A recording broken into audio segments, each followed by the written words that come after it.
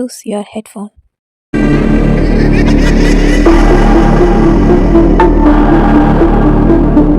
மது அருந்துதல் உடல் நலத்திற்கு தீங்கானது. மது அருந்திவிட்டு வாகனம் ஓட்டாதீர். புகைப்பிடித்தல் புற்றுநோயை உருவாக்கும் மற்றும் உயிரை கொல்லும்.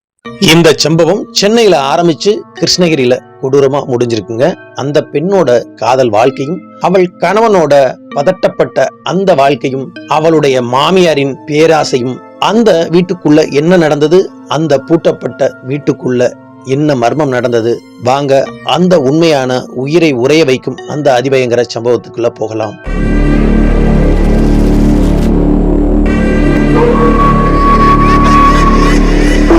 வணக்கம் நண்பர்களே, நான் உங்கள் சண்முக பிரபு. Welcome to Mayamarmangal. மேலும் நண்பர்களே, நீங்கள் நமது சேனலுக்கு புதியவரா இருந்தா நமது சேனலை சப்ஸ்கிரைப் பண்ணிட்டு உங்களுடைய நண்பர்களுக்கும் இந்த வீடியோவை ஷேர் பண்ணுங்க. மேலும் இதுபோல் உங்கள் வாழ்க்கையிலோ உங்கள் நண்பர்களோட வாழ்க்கையிலோ உண்மையான அதிபயங்கர அமானுஷ்ய சம்பவங்கள் ஏதேனும் நடந்திருந்தா அது நமது சேனல்ல நீங்க ஒளிபரப்பணும்னு ஆசைப்பட்டீங்கன்னா கீழே தெரிகிற எனது வாட்ஸ்அப் எண்ணுக்கு ஒரு வாய்ஸ் மெசேஜ் அனுப்புங்க. அந்த உண்மையான அதிபயங்கர அமானுஷ்ய சம்பவம் நமது சேனல்ல ஒளிபரப்பப்படும்.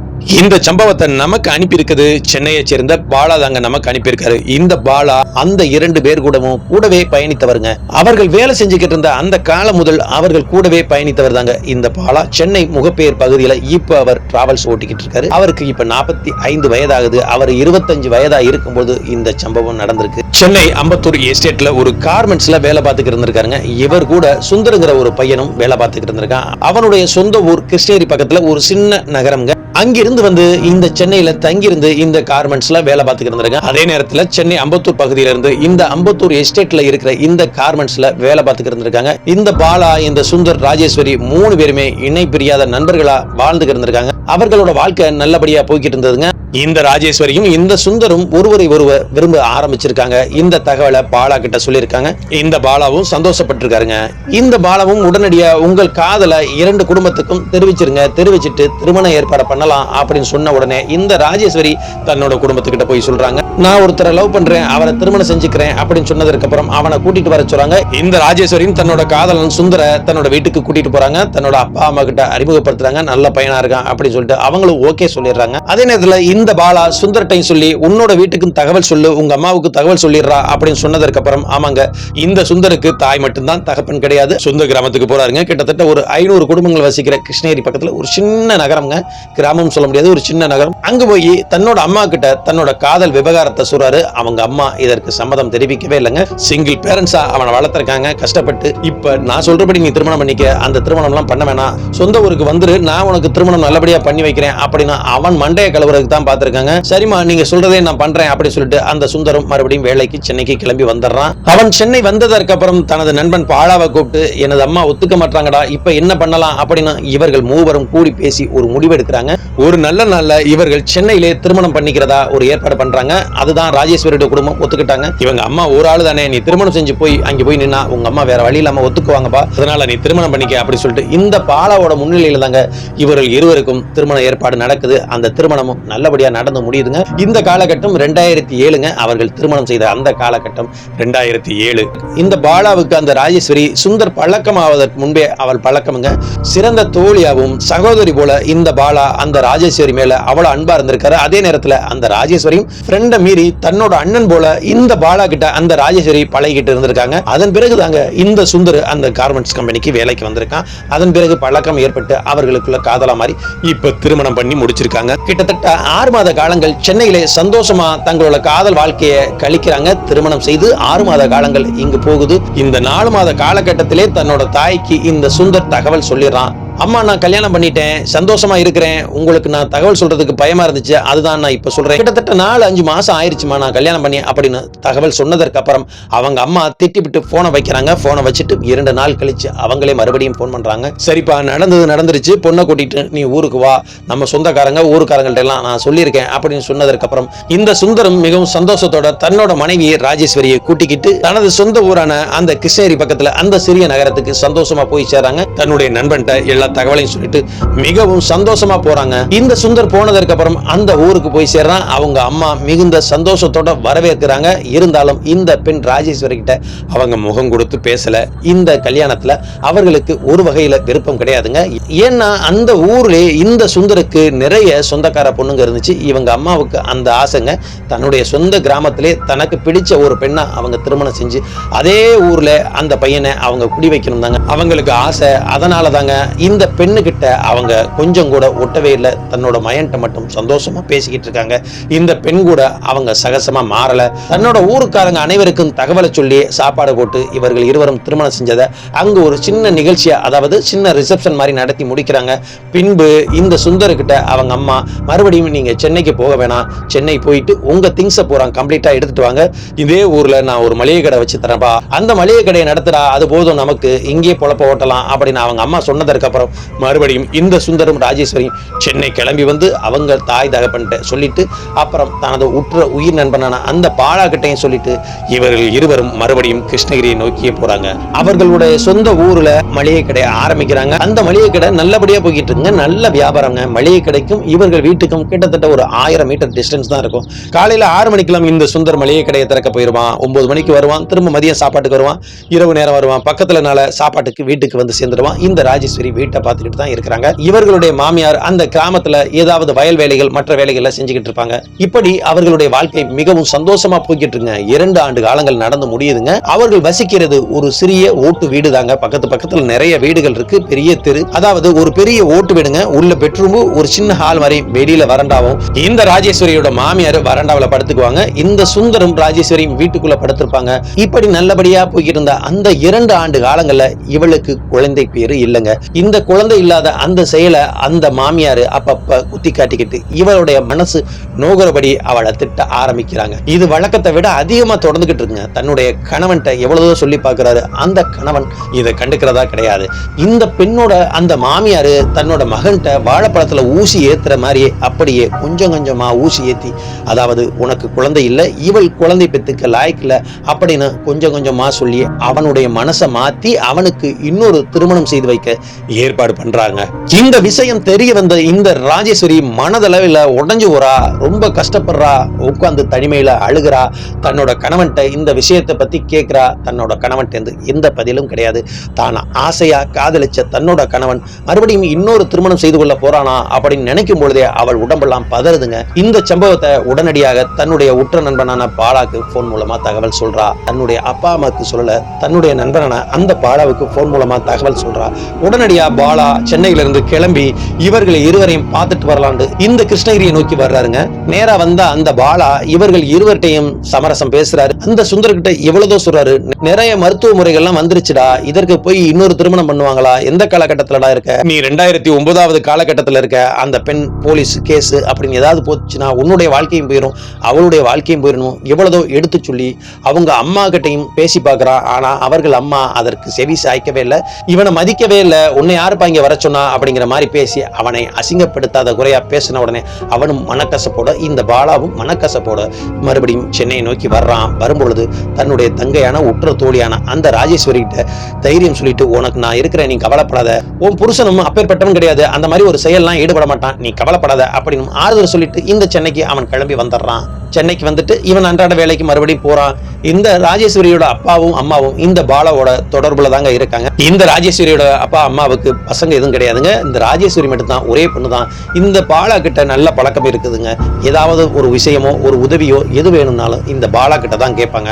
அப்படி ஒரு வார காலகட்டத்தில் ஒரு இரவு நேரத்தில் ஒரு ஃபோன் கால் ஒன்று வருதுங்க பாலாவுக்கு. உடனடியா பாலா அந்த போன் எடுத்து பார்க்கும்பொழுது ராஜேஸ்வரியோட அப்பா கால் பண்றாரு. இந்த முனையில இந்த பாலா அட்டன் பண்ணி, என்னாச்சுப்பா அப்படின்னு சொல்லி கேட்கும் பொழுது இந்த ராஜேஸ்வரியோட அப்பா பதறிக்கொண்டு அழுகிறாரு. அழுதுட்டு, தம்பி உடனடியா கிளம்பி வா, நாம கிருஷ்ணகிரி போகணும் அப்படின்னு பதறாரு. என்னாச்சுப்பா சொல்லுங்க அப்படின்னு சொல்லி இவரும் வற்புறுத்தி கேட்கும் பொழுது அவ தடுமாறி, ராஜேஸ்வரி நம்மளை விட்டு போயிட்டாடா அப்படின்னு அழுதுட்டு போன வைக்கிறாரு. உடனடியா இந்த பாலா ராஜேஸ்வரியோட அப்பா அம்மா 2 பேரையும் கூட்டிக்கிட்டு இந்த கிருஷ்ணகிரியை நோக்கி விரைகிறாருங்க. அதே நேரத்துல இந்த ராஜேஸ்வரியோட வீட்டுல என்ன நடந்தது அப்படின்னா, இந்த ராஜேஸ்வரிக்கும் அந்த சுந்தருக்கும் இந்த பாலா வந்துட்டு போனதுல இருந்து அவர்களுக்கு மறுபடியும் எந்த ஒரு பேச்சுவார்த்தையும் இல்லாம அவர்கள் பாட்டுக்கும் வேலை வேலையை பார்க்குறாங்க. இதுல இந்த சுந்தருக்கு குற்ற உணர்ச்சி இருக்கும் போல இருக்குங்க. அதனால பேசாம இருந்திருக்காரா, இல்ல அந்த பாலா வந்தது இவருக்கு பிடிக்கலையா அதனால பேசாம இருந்தாரா? இந்த ராஜேஸ்வரி எவ்வளவோ முயற்சி பண்ணி பார்க்கிறாரு தன்னோட அன்பு காதலன் ஆசை கணவன்கிட்ட பேசுறதுக்கு. ஆனா அவன் இவள்கிட்ட முகம் கொடுத்து பேசவே இல்லைங்க. கிட்டத்தட்ட இந்த பாலா வந்துட்டு போய் ஒரு வார காலகட்டங்கள் ஆகுது. இந்த மாமியாரோட கொடுமையும் அதிகமாகுது. அவர்கள் தீர்க்கமா ஒரு முடிவையும் சொல்லிடுறாங்க. அதாவது இவளுடைய கணவனுக்கு அதே கிராமத்தை சேர்ந்த ஒரு பொண்ணை திருமணம் செய்து வைக்க அவங்க பேசிக்கிட்டு இருக்காங்க. இதெல்லாம் யோசிச்சு பார்த்த அந்த ராஜேஸ்வரி விரக்தி அடைஞ்சு ஒரு நாள் இரவு 6 மணி இருக்குங்க, வீட்டுக்குள்ள உட்கார்ந்து தனிமையில யோசிச்சுக்கிட்டு இருக்கா. அந்த நேரத்துல இந்த ராஜேஸ்வரியோட கணவர் சுந்தரம் வீட்டுக்கு வந்துடுறாங்க. அன்று அவன் சீக்கிரமா கடையை மூடிட்டு வந்துடுறான் போல இருக்குங்க. வந்துட்டு சட்டையை கலட்டிட்டு வெளியில வராண்டாவில அவன் உட்கார்ந்து இருக்கான். வீட்டுக்குள்ள இந்த ராஜேஸ்வரி இருக்கா. அது ஒரு சிறிய ஓட்டு வீடு தானே, கதவு லேசா திறந்துருக்குங்க. அந்த நேரத்துல வெளியில வராண்டாவில உட்கார்ந்துருந்தான் அந்த சுந்தர் உள்ள திடீர்னு வெளிச்சமா இருக்கிறத பாக்குறான். என்னடா திடீர்னு வெளிச்சமா இருக்குது, மண்ணெண்ணெய் வாசனை வரதே அப்படின்னு யோசிச்சுக்கிட்டு வேகமா வந்து கதவை திறக்கிறான். அந்த நேரத்துல இந்த ராஜேஸ்வரி தனிமையில யோசிச்சு இதற்கு மேல் நாம வாழக்கூடாது, தன்னுடைய ஆசை காதலனே இன்னொரு திருமணம் செய்து கொள்ள போறான், இதற்கு மேல இந்த உயிர் இருந்தா என்ன இல்லைனா என்ன அப்படின்ட்டு தான் வீட்டுல இருந்த அந்த மண்ணெண்ணெய்க்கு எடுத்துக்கிட்டு தான் மேல ஊத்தி தீய கொளுத்திக்கிட்டு இருக்காங்க. அப்படியே மழை எரிய ஆரம்பிக்கும் பொழுதுதாங்க இந்த சுந்தருக்கு தெரிஞ்சு வேகமா வந்து கதவை திறந்து என்னடி பண்ணுன அப்படின்னு வேகமா பக்கத்துல இருக்க ஒரு சாக்கெடுத்து இவளை அணைக்கிறதுக்காக வேகமா வரும் பொழுது இந்த ராஜேஸ்வரி தன்னுடைய அன்பு கணவன் ஆசை காதலன் மேல இருந்த ஆசையால அப்படியே வேகமா ஓடி போய் அப்படியே அந்த சுந்தரை இறுக்கி கட்டி பிடிச்சிறாங்க. அவள் மேல அப்படியே தீ மளமளன்னு எரியுதுங்க. அந்த மளமளன்னு எரிஞ்சுக்கிட்டு இருந்தோன்னே, உன்னை எவளுக்கும் நான் விட்டு தர மாட்டேன், கடைசி வரைக்கும் நீ என் கூட தான் இருக்கணும், என் கூடவே நீ வந்துரு அப்படின்னு அவன் அப்படியே இறுக்கி அணைச்சு கட்டி பிடிச்சிக்கிறாங்க. அப்படியே 2 பேர் மேலையும் தீ பத்திக்கிட்டு எரியுதுங்க. இதுல அவள் அலறி துடிக்கவே இல்லைங்க. இந்த சுந்தர் அப்படியே அலறி துடிக்கிறான். டே விடுடி எரியுது அப்படின்னு அவளை எவ்வளவோ தடுக்க முற்படுறான். ஆனா அவள் பிடிச்ச பிடி சுத்தமா விடல. அப்படியே இறுக்கி அணைச்சுக்கிறாங்க. அவனால அந்த பிடியிலிருந்து அவனால விலகவே முடியல. இவர்கள் சத்தம் கேட்டு இந்த தீ எறிகிற அந்த செயலை பார்த்து அக்கம் பக்கத்துல இருந்தவங்க எல்லாம் வேகமா ஓடி வந்து அதுல ஒருவர் அதே சாக்கை எடுத்து அவர்கள் தீயை அணைக்கிறாரு. அதற்குள்ள இந்த ராஜேஸ்வரி 80% மேல எரிஞ்சிடறா. இந்த சுந்தரம் ஒரு 50% தீக்காயங்களோட உடனடியா ஆம்புலன்ஸ் வர வச்சு மருத்துவமனைக்கு அனுப்பிடுறாங்க. இந்த சுந்தரோட தாயும் அங்கு வந்து சேர்ந்து இந்த மூவரும் ஆம்புலன்ஸ்ல ஏற்றி அனுப்புறாங்க. இந்த ஊரை சேர்ந்த சில பேரும் அந்த ஹாஸ்பிட்டலுக்கு போய் சேர்றாங்க. ஹாஸ்பிட்டல் போய் சேரும் பொழுதே இந்த ராஜேஸ்வரியோட உயிர் அப்பொழுதே பிரிஞ்சிருதுங்க. இந்த சுந்தருக்கு மட்டும் உயிர் இருக்குதுங்க. பாதி தீக்காயங்களோட இவர் பெட்டில் இருக்காரு. அப்பத்தாங்க இந்த ராஜேஸ்வரியோட அப்பா அம்மாவுக்கு தகவல் சொல்லியிருக்காங்க. அவர்களும் அங்கு வந்து சேருவதற்கு அதிகாலைக்கு மேல ஆகுதுங்க. கிட்டத்தட்ட இவர்கள் போய் சேரவும் அந்த பெண்ணுடைய உடல் இந்த கிராமத்துல அந்த ஓட்டு வீட்டுக்கு முன்னாடி ஆம்புலன்ஸ்ல வந்து இறங்கவும் சரியா இருக்கு. தன்னுடைய மகளோட உடம்பை பார்த்து அப்படியே கதறி துடிக்கிறாங்க. ஆசையா வளர்த்த தன்னுடைய மகள், அவள் ஆசைப்பட்டபடி தானே திருமணம் செஞ்சோம், இப்ப என்ன குறை வச்சானோ தெரியல, இப்படி மண்ணெண்ணெயை ஊத்திக்கிட்டு எரிச்சிருக்காளே அப்படின்னு தலையில அடிச்சுக்கிட்டு ஓன்னு அழுகுறாங்க. இந்த பாலாவும் கத்தி கதறி கூப்பாடு போட்டு அழுகுறாருங்க. அவரும் அழுது முடிச்சு அந்த நல்லடக்கம் எல்லாம் செஞ்சு முடிக்கிறாருங்க. அதுவும் போலீஸ் கேஸ் ஆகாம ஊர்க்காரங்க எல்லாம் பேசி அந்த பெண்ணை அதே ஊர்ல நல்லடக்கம் பண்ணி முடிக்கிறாங்க. நல்லடக்கம் பண்ணி முடிச்சதற்கு அப்புறம் தாங்க பக்கத்து வீட்டார் மூலமா இங்க என்ன நடந்தது என்ன அப்படின்னு அந்த தகவலை பூரா கேட்டு வர்றாருங்க. அந்த ராஜேஸ்வரியோட அப்பாவும் அம்மாவும் இந்த சுந்தரோட அம்மா கிட்ட சண்டை போடுறாங்க. சண்டை போட்டுக்கிட்டு மண்ணள்ளி வாரி தூத்திட்டு நீ நாசமா போவ, ஏன் பொண்ணோட வாழ்க்கையை இப்படி நாசமாக்கிட்டியே, குழந்தை இல்லைன்னா ஒரு 2 வருஷம் சென்று குழந்தை வந்திருக்குமேடி, இப்படி பேசியே என் பொண்ணோட வாழ்க்கையை சீரழிச்சிட்டியே. இங்கிருந்து அவர்கள் கிளம்பி வந்துடுறாங்க. இந்த பாலா மட்டும் தன்னுடைய நண்பன் ஹாஸ்பிட்டல்ல படுத்திருக்கான்ல, அவனுக்கு துணையா அன்று இரவு இருக்கிறான். இருந்துட்டு அவனும் மறுநாள் கிளம்பி வர்றாங்க. இந்த சுந்தருக்கு 50% தீக்காயம் கொஞ்சம் மெல்ல மெல்ல ஆறுது. அவன் கொஞ்சம் கொஞ்சமா பேசுறான். பெட்ல படுத்த படுக்கையா இருக்கான். அவன் கண்டிப்பா பொழைச்சிருவான் அப்படின்னு இந்த டாக்டர் நர்ஸ் எல்லாம் அவனுக்கு தேவையான மருத்துவ செயலை செஞ்சு அவனை 24 மணி நேரம் கண்காணிப்புல வச்சுக்கிறாங்க.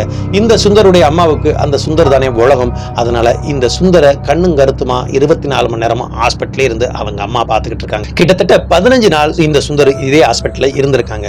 அவனுக்கு 7வது நாள் இரவு தாங்க அவனுக்கு புதிய உச்சகட்ட பயம் அவனுக்கு தென்படுது.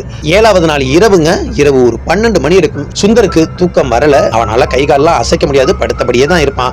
எதுவா இருந்தாலும் அவங்க அம்மா தாங்க இவனுக்கு செய்யணும். உடனடியா தன்னுடைய அம்மாவை கூப்பிட்டு அந்த ஜன்னல்லாம் திறந்து விடுமா, காத்தோட்டமா இல்ல அப்படின்னு சொன்ன உடனே இவர்கள் அம்மாவும் ஜன்னலை திறந்து விட்டு அவர்களும் வராண்டாவில் இருக்க அந்த பாத்ரூம் போறாங்க. கிட்டத்தட்ட ஒரு 4-5 ரூம் இருக்குங்க. அந்த ஃப்ளோர்ல கடைசியில பாத்ரூம் இருக்குங்க அந்த ஹாஸ்பிட்டல்ல. இவர்கள் அம்மா அந்த வராண்டாவெல்லாம் திறந்து விட்டு ஃபேன் ஓடிக்கிட்டுங்க, காத்தோட்டமா திறந்து விட்டுட்டு இவர்களுடைய அம்மா அந்த பாத்ரூம் நோக்கி போறாங்க. அந்த நேரத்துல இந்த சுந்தருக்கு அப்படியே அந்த இடமே ஒரு அமைதியா மாறுதுங்க. அந்த ஜன்னல் காத்து இப்படியே இவர்கள் பெட்ட சுத்தி அப்படி துணி போட்டு மூடி இருக்காங்க. அந்த துணி மெல்ல காத்துல ஆடுதுங்க. அது காத்துல ஆடும் பொழுதே கூடவே இவர்கள் 2 பேரும் தீயில இறந்து போனாங்கல்ல, அந்த நேரத்துல ஒரு வாசனை வந்ததுல அந்த வாசனை மறுபடியும் இங்கு வருது. இவனுடைய காதுல மட்டும் மெதுவா ஒரு வாய்ஸ் கேக்குதுங்க. அது என்ன வாய்ஸ்னா, தன்னுடைய மனைவியும் இவனும் தனிமையில இருக்கும் பொழுது பாசமா பேசிக்கிட்டு இருப்பாங்கல்ல, அந்த மாதிரி மாமா மாமா அப்படிங்கிற ஒரு சத்தம் கேக்குதுங்க. அந்த சத்தம் கேட்டவனே இவனுக்கு உடம்பு திடுக்கிட்டு இவன் திரும்பி சுத்தி முத்தியும் பார்க்கறான். அந்த மண்ணெண்ண வாசனை அப்படியே இவனுக்கு வருதுங்க. தன்னுடைய மனைவியோட அந்த குரலும் கேக்குது என்று அந்த நேரம் இவனுக்கு மறுபடியும் பதபதைக்குது. அவன் மெல்ல திரும்பி சுத்தி முத்தியும் பார்க்கறான். அது ஒரு இருட்டு நேரம், 0 வாட்ஸ் பல்பு தான் எரியுது. அவனுடைய பெட்டை சுத்தி துணி போட்டுக்கிட்டு இருக்காங்க. ரைட் ஹேண்ட் சைட்ல அந்த குரல் கேக்குது. அந்த வாசனையும் அந்த ஜன்னல் ஓரத்துல இருந்து தாங்க வருது. இவன் மெல்ல திரும்பி பார்க்கறான். அந்த திரைக்கு பின்னால இவனுடைய மனைவி அப்படியே தத்ரூபமா எரிஞ்சு போகையில எப்படி பார்த்தானோ அப்படியே அங்கு நின்று இவன் அப்படியே ஆசையோட முறைச்சு பார்க்கறா. அந்த காட்சியை பார்த்து இவன் திடுக்கிட்டு கத்துறான். உடனடியா பாத்ரூம்ல இருந்து அவங்க அம்மா அங்கு வந்து சேராங்க. என்னாச்சுடா என்னாச்சுப்பா அப்படின்னு சொல்லும் பொழுது அவங்க அம்மா வேமா வாமா வேமா வாமா அப்படின்னு சொல்லிட்டு பதறி அடிச்சுட்டு அவனுக்கு ஒரு 10 நிமிஷமா பேச்சே வரலங்க. உடனடியா டாக்டருக்கு தகவல் சொல்லி அவர்கள் எல்லாம் வந்து செக் பண்ணி பார்க்கறாங்க. செக் பண்ணிட்டு பிபி அதிகமா இருக்கு அப்படின்னு சொல்லிட்டு மறுபடியும் மருந்து ஏத்திட்டு அங்கிருந்து அவங்க போறாங்க. ஒண்ணும் இல்லம்மா, பிபி கொஞ்சம் அதிகமா இருக்கு, பாத்துக்கோங்க அப்படின்னு சொல்லிட்டு அவங்க போயிடறாங்க. அவங்க போனதற்கு அப்புறம் தன்னோட அம்மா கிட்ட இவன் பார்த்த அந்த காட்சியை அப்படியே சொல்றான். அம்மா அவ வந்துட்டாமா, வந்து என் பக்கத்துல இருந்து என்ன கூப்பிடுறாமா அப்படின்னு இவனும் அலறி துடிக்க அவங்க அம்மாவும் செய்வதறியாது திகைச்சு போய் நிக்க, என்னடா சொல்ற அப்படின்னு சொல்லிட்டு இந்த மகன்கிட்ட கேட்கும் பொழுது, ஆமாமா நான் அப்படியே தத்ரூபமா பார்த்தேன், என் பொண்டாட்டி என் பக்கத்துல வந்து நின்று அப்படியே சாகும்போது எப்படி இருந்தாலும் அப்படியே வந்து நிக்கிறாமா, அப்படியே வந்து நின்று என்ன கூப்பிடாமா அப்படின்னு இவன் அழுகும் பொழுதே அந்த தாயும், இப்ப நம்மளால ஒன்னும் பண்ணவும் முடியாதடா, 7 நாள் தான் ஆகுது, ஒரு 15 நாள் ஆனதானே அவளுக்கு தேவையான செயலை செஞ்சு அவளுக்கு சாந்தி பூஜை எல்லாம் பண்ணலாம் அப்படின்னு சொல்லி அவனுக்கு தைரியத்தை சொல்லிட்டு எதுவா இருந்தாலும் நான் பாத்துக்கிறேன் அவன் கூடவே இருக்கிறாங்க. அன்று இரவு அதன் பிறகு எந்த சம்பவமும் நடக்கல. மறுபடியும் ஒரு 2 நாள் கழிச்சு அதே மாதிரி இரவு நேரம் இவங்க அம்மா அவன் பக்கத்துல பெட்டுல கீழே படுத்திருக்காங்க. இந்த பெட்டுல அந்த சுந்தர் படுத்திருக்கான். இரவு 12 மணி இருக்கும். 12 மணி வாக்குல இந்த ஜன்னல் காத்து மெல்ல அடிக்குது. இவர்களுடைய அம்மா அரை தூக்கத்துல அப்படியே படுத்து உறங்கிக்கிட்டு இருக்கும் பொழுது இந்த கட்டில இருந்து இந்த சுந்தர் காலை உதைக்கிற அந்த சத்தம் கேட்டு மெல்ல எழுந்து பாக்குறாங்க. இந்த சுந்தர் அப்படியே மல்லாக்கா படுத்துக்கிட்டு விட்டத்தை பார்த்துக்கிட்டு கால் 2ஐயும் இப்படி உதைக்கிறாங்க. என்னாச்சுப்பா அப்படின்னு வேகமா எழுந்து லைட்டை போட்டுட்டு வேகமா தன்னுடைய மகனை போய் பார்க்கும்பொழுது அப்ப தாங்க இந்த சுந்தர் மேல் மூச்சு கீழ் மூச்சு வாங்க, அம்மா மறுபடியும் வந்துட்டா அப்படின்னு சொல்லி அலறான். என்னடா ஆச்சு அப்படின்னு சொல்லும் பொழுது அம்மா மறுபடியும் அவ என் மேல ஏறி உட்காந்துக்கிட்டு என் கூட வந்துரு என் கூட வந்துருன்ட்டு கத்துறாமா, அம்மா எனக்கு பயமா இருக்கு, என்ன வீட்டுக்கு கூட்டிட்டு போ அப்படின்னு இந்த சுந்தர் கத்துறான். மறுபடியும் டாக்டர் வந்து செக் பண்றாங்க. செக் பண்ணிட்டு அவனுக்கு பிபி அதிகமா இருக்கு, என்னாச்சு அப்படின்னு சொல்லி கேட்கும் பொழுது அவங்க அம்மா செய்யல, அதெல்லாம் சொல்லாத அப்படின்னு சொல்லிடுறாங்க. அவனும் இல்ல ஒண்ணும் இல்ல, மூச்சு முட்டுற மாதிரி இருந்தது அதான் அப்படின்னு சொன்னேன். சரி அடுத்து ரெஸ்ட் எடுங்க அப்படின்னு சொல்லிட்டு அவங்க போயிடுறாங்க. அந்த நாள் முதல் அவங்க அம்மா அவன் பக்கத்திலே தாங்க இரவு நேரத்திலையும் உட்கார ஆரம்பிக்கிறாங்க. அப்பப்ப படுத்து தூங்குறது. ஆனாலும் இந்த சுந்தருக்கு அந்த நாள் முதலே அந்த அமானுஷ்ய சம்பவங்கள், அதாவது தன்னுடைய மனைவி அந்த நேரத்துல தத்ரூபமா அவன் கண்ணு முன்னால வந்து அவனுக்கு காட்சி கொடுக்க ஆரம்பிக்கிறா. கிட்டத்தட்ட ஒரு 10-13 நாள் கழிச்சிருக்கும். அதன் பிறகு இந்த விஷயத்த தன்னுடைய நண்பனுக்கு சொல்லலாம்னு அவங்க அம்மா மூலியமா தகவல் சொல்லி அங்கு அந்த பாலாவை வர வைக்கிறான். இந்த 13 நாளும் அவங்க அம்மாவுக்கு எந்த ஒரு அமானுஷ்ய சம்பவம் தென்படவே இல்லைங்க. இந்த 13வது நாள் முடிஞ்சு அந்த 14வது நாள் இந்த பாலா அவனை பார்க்க அங்கு வர்றான். தன்னுடைய நண்பன் அப்படி கிடக்கிறத பார்த்து இந்த பாலா கண்ணீர் விடுறான். அதை விட தன்னுடைய உயிர் தோழியும் தன்னுடைய சகோதரி மாதிரி இருந்த அந்த ராஜேஸ்வரியோட உயிரை இவன் பறிச்சுட்டானே அப்படிங்கிற கோபமும் இருக்கு. அதே நேரத்துல இவன் இந்த தப்பை பண்ணிருக்க மாட்டான், கண்டிப்பா இவனுடைய தாய் தான் இதற்கெல்லாம் காரணம் அப்படின்னு சொல்லிட்டு தன்னுடைய நண்பனுக்கு ஆறுதல் சொல்லிட்டு என்னடா விஷயம் அப்படின்னு அவன்கிட்ட கேட்கும் பொழுதாங்க இவனுக்கு நடந்த அனைத்து அமானுஷ்ய சம்பவத்தையும் தன்னுடைய நண்பன் பாலா கிட்ட ஒண்ணு விடாம அப்படியே சொல்றாங்க. அதன் பிறகு இவங்க அம்மாவுக்கு நடந்த அனைத்து அமானுஷ்ய விஷயமும் இவனுக்கு அந்த கிராமத்து மூலியமா தகவல் தெரிஞ்சுதாங்க அந்த விஷயத்தை பூரா இந்த பாலா நம்ம கிட்ட சொல்லியிருக்காரு. அன்று இரவு இந்த அமானுஷ்ய விஷயத்தை பூரா இந்த பாலா கிட்ட சொன்னதற்கு அப்புறம் அப்படிலாம் இருக்காது, இன்னைக்கு நான் தங்குறேன்டா, தங்கச்சி வந்தா நான் சொல்றேன்டா, நான் சொன்னா அவ போவாடா, கவலைப்படாத அப்படின்னு சொல்லிட்டு அன்று இரவு இந்த சுந்தருக்கு துணையா பாலா தங்குறாங்க. இந்த சுந்தரோட அம்மா அவங்க வெளியில போய் வராண்டாவில படுக்கிறாங்க. அதே மாதிரி இரவு 12 மணி இருக்கும். ஜன்னல் திறந்திருக்கு. அந்த ஜன்னல் வழியா அந்த தென்றல் காத்து மெதுவா வருது. இரவு நேரம். இந்த பாலாவும் சுந்தரோட பெட்டுக்கு கீழே படுத்திருக்கான். அந்த சுந்தரோட பெட்டுக்கு சுத்தி அந்த துணி போட்டு, அதாவது ஒரு ஸ்கிரீன்ல அப்படி துணி போட்டு மூடி இருக்கும்ல, அது மாதிரி மூடி இருக்கு. அந்த ஸ்கிரீனும் மெல்ல விலகுது. இந்த சுந்தரோட கட்டிலு மெல்ல ஆடுற அந்த சத்தம் கேட்டு அப்படியே இந்த பாலா மெல்ல எழுந்து உட்கார்ந்து அந்த கட்டில அப்படி எட்டி பாக்குறாங்க. சுந்தர் கட்டில படுத்திருக்கான். கட்டில படுத்திருக்கும் பொழுதே அந்த சுந்தரோட காலு அந்த பெட்டில அப்படியே எட்டி எட்டி உதைக்குது. அப்படியே என்ன சத்தம் அப்படின்னு இந்த பாலா மெல்ல எழுந்து பாக்குறான். அவன் எழும் பொழுதே இவனுக்கும் நல்லா அந்த மண்ணெண்ண வாசனை வருது. இந்த சுந்தர் படுத்திருக்கான்ல, அதுக்கு அந்த புறம் அந்த ஸ்கிரீன் அந்த காத்துல ஆடுது. இவன் எழுந்து பாக்குறான். பார்க்கும் பொழுது இந்த ராஜேஸ்வரி தத்ரூபமா அந்த பாலாவோட கண்ணுக்கும் தெரிகிறா. அந்த பாலாவை பார்த்து அந்த ராஜேஸ்வரி கண்ணீர் வடிக்கிறா. அந்த நேரத்துல சாக்கான அந்த பாலா அப்படியே தத்ரூபமா அப்படியே ராஜேஸ்வரி பார்க்கறான். இப்ப நம்ம பார்க்கிற காட்சி உண்மையா? அப்ப இந்த சுந்தர் சொன்னதெல்லாம் உண்மையா அப்படின்னு தன்னை மீறி அந்த பெண்ணை பார்த்து அலறலாம் இல்லைங்க, தன்னை மீறி கத்தி அழுக ஆரம்பிக்கிறான். அதே நேரத்துல இந்த சத்தம் கேட்டு வெளியில வராண்டாவில் படுத்திருந்த அவங்க அம்மா வேகமா உள்ள வந்து லைட்டை போறாங்க. லைட்டை போடும் பொழுது இந்த சுந்தர் அந்த இடத்துல அப்படியே காலெல்லாம் வீசிக்கிட்டு இருந்தான்ல, அப்படியே அவனுடைய உயிர் மெல்ல மெல்ல அடங்கி அந்த தாயோட கையிலேயே அவனோட உயிர் போகுதுங்க. ஆமாங்க, இந்த சுந்தரும் 15வது நாள் இறந்து போறாங்க. அவனுடைய இறப்புக்கு முழு காரணம் இந்த ராஜேஸ்வரி. அந்த ராஜேஸ்வரி அவள் நினைச்சது போல தன்னுடைய கணவனை இந்த 15 நாள் முடியறதுக்குள்ளே கையோட கூட்டிட்டு போயிட்டா. இவளுடைய தாய் சொல்லியிருந்தால 15 நாள் கழிச்சா தாப்பா ஏதாவது ஒண்ணு பண்ணலாம் அப்படின்னு சொல்லியிருந்தால, அதற்குள்ளரே இந்த பாலா அதாவது தன்னுடைய அண்ணன் அங்கு வந்து இருக்கும் பொழுதே அந்த அண்ணனுக்கும் இவள் தத்ரூபமா காட்சியை கொடுத்துட்டு தன்னுடைய கணவனை அவள் கையோட கூட்டிகிட்டே போயிட்டாங்க. இதுல இந்த பாலாவுக்கு மிகுந்த சந்தோஷங்க. அதாவது தன்னுடைய தங்கை அவளுடைய கணவனை அப்படியே கூட்டிட்டு போயிட்டாலே, அது வரைக்கும் சந்தோஷப்படுறாங்க. சந்தோஷப்பட்டாலும் இந்த தாய்க்கு ஆறுதலா இருந்த அந்த சுந்தர் போயிட்டானே அப்படிங்கிற அந்த கவலையோட அந்த தாய்க்கு ஆறுதல் சொல்லிட்டு அவங்க கிராமத்துல மறுபடியும் இந்த சுந்தரை கொண்டு வந்து நல்லடக்கம் பண்ணி மறுநாள் தாங்க இவன் கிளம்பி சென்னைக்கு வர்றான். அதன் பிறகு அந்த வீட்டுல இந்த சுந்தரோட அம்மா மட்டுமே வசிக்கிறாங்க. அதாவது 15 நாள்லயே தன்னுடைய மருமகள் முதல்ல இறக்குறா. அந்த 15வது நாள் தன்னுடைய அன்பான மகனும் இறந்து போறான். இப்ப அந்த தாய் மட்டும் தனிமையில அந்த ஓட்டு வீட்டுல ஒத்த வீட்டுல வசிக்கிறாங்க. அக்கம் பக்கத்துல நிறைய வீடு இருக்கு, இருந்தாலும் அந்த வீட்டுல வசிக்கிறாங்க. இப்படி ஒரு 2 நாட்கள் போனதற்கு அப்புறம் அவர்கள் அதே வீட்டுல தனியா படுக்க வேண்டிய கட்டாயம். அவர்கள் தனியா படுக்கும் பொழுதே ஹாஸ்பிட்டல்ல தன்னுடைய மகன் தனக்கிட்ட சொன்ன அந்த நினைவு பூரா வருதுங்க. அதாவது தன்னுடைய மனைவி தான் கண்ணு முன்னாடி வந்துட்டு என்ன கூப்பிடாமா அப்படின்னு சொன்னா அந்த காட்சி எல்லாம் அவளுக்கு வருது. அப்படியே நினைச்சு பயமா இருந்தாலும் இனிமே அந்த வீட்டுல நாம மட்டும் தனியா தானே படுக்கணும்னு அழுதுகிட்டு படுத்து உறங்கும் பொழுது மறுபடியும் இதே மாதிரி 12 மணி ஆகுது. 12 மணிக்கு அந்த வீட்டோட கதவு தட்டப்படுற அந்த சத்தம் கேட்குது. மெதுவா இந்த நேரத்துல யாரு வரப்போறா அப்படின்னு அவர்கள் மெல்ல கதவை திறக்கிறாங்க. வெளியில யாருமே கிடையாது. அப்பொழுது இவர்களுக்கு ஒரு வாசனை வருதுங்க. அதாவது இந்த ஹாஸ்பிட்டல்ல அவளுடைய மகன் கூட தாங்க 15 நாள் இருந்தா. அந்த ஹாஸ்பிட்டல்ல அவளுடைய மகனோட இருக்கும்பொழுது எப்படி எல்லாம் வாசனை வருமோ அந்த வாசனை அப்படியே மெல்ல வருதுங்க வீட்டுக்குள்ள. அந்த வாசனையை நுகர்ந்து பார்த்து அப்படியே திடுக்கிறா. இப்ப எப்படி இந்த வாசனை வருது அப்படின்னு அப்படியே யோசிச்சுக்கிட்டு கதவை சாத்திட்டு வந்து படுக்கிறா. அந்த தாய் படுத்தாலும் அவளுக்கு தூக்கம் வரல, அப்படியே அசௌகரியமா இருக்குது. அந்த நேரத்துல யோசிச்சுக்கிட்டே இருக்கா. சரி, நம்ம 15 நாள் தான் மகன் கூட இருந்ததுனால அந்த வாசனை வரக்கூடும் அப்படின்னு அப்படியே யோசிச்சுக்கிட்டு இருக்கும் பொழுதே அப்பொழுது தூரத்துல கிச்சன் பக்கத்துல இருந்து அம்மா அப்படிங்கிற அந்த சத்தம் கேட்டு திடுக்கிட்டு எந்திரிச்சு உட்காரா. ஆமாங்க, அவளுடைய மகனோட வாய்ஸ் அப்படியே தத்ரூபமா கேக்குது. இவளும் பதறி அடிச்சுட்டு மெல்ல வந்து லைட்டை போட்டு சுத்தி முத்தி பாக்குறான். எங்கும் எந்த உருவமும் இல்லை. இவள் நடுவீட்டுல உட்கார்ந்துகிட்டு கத்தி கதறி அழுகுறாங்க. பயம் ஒரு பக்கம் இருந்தாலும் மகனோட பாசத்தால கத்தி கதறி அழுகுறா. இவளுக்கு மேற்கொண்டு எதுவும் பண்ண முடியல.